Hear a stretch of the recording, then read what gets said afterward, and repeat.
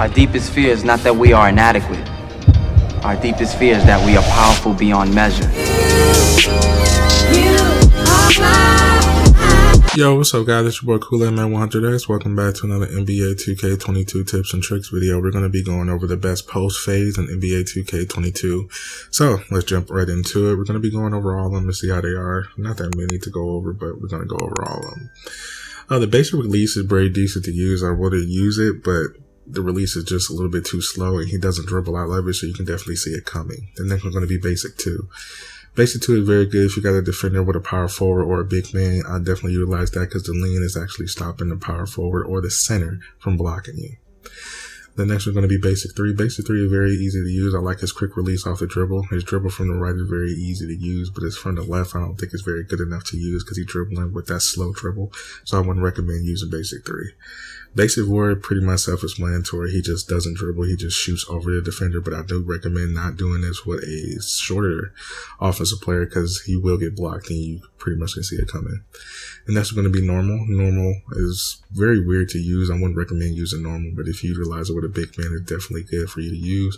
You can definitely shoot over the defender. The next one's going to be normal 2. Normal 2 is very good to use. You can definitely shoot a defender very high, and I do recommend using it for a big man and also point guards if you like backing your defender down and definitely shooting the mid range. Next is going to be normal 3. Normal 3 is pretty much self-explanatory to use. I love the quick release off of it. And I love the bounce dribble he does as well off that shot. You can definitely utilize that if you want to have something more to do. And this is going to be the Pro. The Pro is going to be easy. It's easy enough to use. You can definitely utilize this for the normal 3. It's very easy to use, so I do recommend using it so you can utilize this with big man and also your shooting guards as well. The next one's going to be Pro 2. Pro 2 is definitely easy to use. I like the way he shoots off balance. You can definitely utilize that as well. To me, I feel as though it's like a Kobe fadeaway, which it probably is. The Kobe fadeaway is very good this year. You can definitely utilize that as well. Next one's going to be Pro 3. Pro 3 is very self-explanatory to use. He actually turns around to shoot it, and he shoots over his defender, so you can definitely utilize that if you want to do a quick release on each shot. So definitely utilize this with the meter so you won't make any mistakes on missing the shot. And next is going to be Pro 4. Pro 4 is self-explanatory to use. You can definitely utilize this shot as well. Shooting from the defenders, you don't have to worry about getting blocked at all. You can definitely get a nice release off each shot. That's pretty much feel like the Kobe fadeaway a little bit more. And next one is going to be Harrison Barnes. If you know a jump shot, you know it's full package, so you don't have really nothing to worry about when you know it's full package. So utilize that as well if you want to. So definitely utilize that more, and definitely utilize that if you want. Kobe Bryant, pretty much self-explanatory. He got the Kobe fadeaway too as well. I think too a little bit better for his animation, but you can definitely utilize the Kobe fadeaway if you want. Definitely good as well.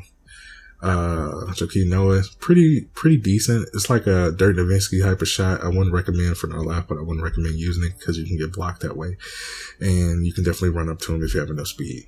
Definitely going to be Bohan. Bohan got a nice release. If you got a big man, you can definitely utilize that inside the court and the field. So if you're down in the paint, you don't really have nothing to worry about. That's going to be Dirk Nowitzki. If you know his package, you know his fadeaway, you're pretty much not going to miss anything with it. If you utilize an analog stick with it, it'll be more deadly for your big man. That's going to be Jason Tatum. His fadeaway is pretty decent.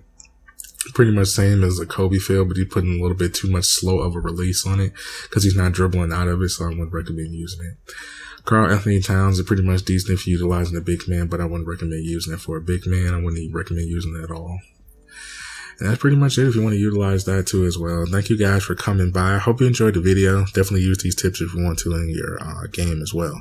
So, thank you guys for coming by. I'm out of here, guys. Deuces.